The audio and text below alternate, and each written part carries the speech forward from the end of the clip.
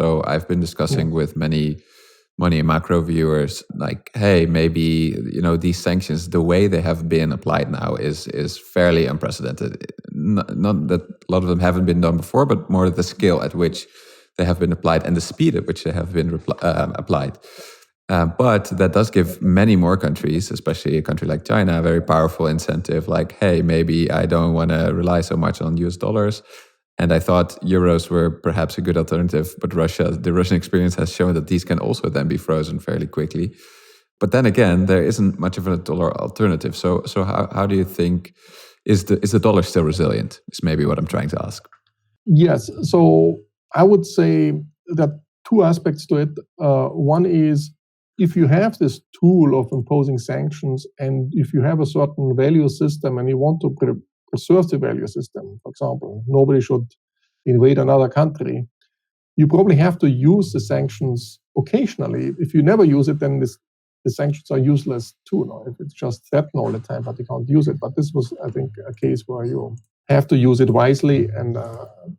But it is definitely the case that the dollar is a very powerful tool. But I also agree with you that there's no real alternative. So it will be hard for China to build up very quickly an alternative as long as there's no open current account. So you cannot, there's no capital. With capital controls, it's very hard to generate some alternative in this space very quickly. And the dollar is so big, the dollar market is so big, and it's not only the US Treasury. We issued another 10, 15 trillion of US Treasury in the last decades.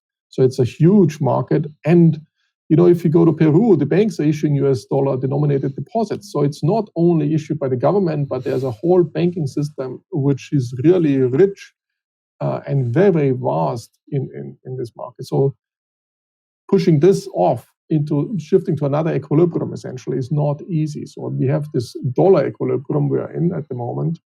And if you want to move from this equilibrium and coordinate to another equilibrium, if you use ECON language here, you have to change a lot of higher order beliefs. There has to be a catalytic event to really shift that. And I don't see that coming up in the near future.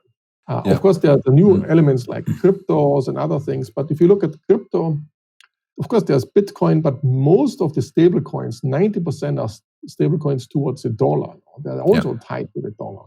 So the dollar is still at the anchor and the core of the system. So I don't see this going away very quickly. But if I'm sticking in your terminology of resilience, if we move away from it, it could be sort of a tipping point situation where it might be extremely painful. Yes. So we also shifted at some point from the British pound to the dollar. So it is not typically the case that it will be a more gradual shift. So I don't think it will be one radical day and say, no, now everything is shifting. So it will be a more gradual shift, but it will be a loss of power for the Western world. So if you think of a world where everything is more guided by the US dollar and the euro combined, shifting to another, that would be a big loss to the Western world.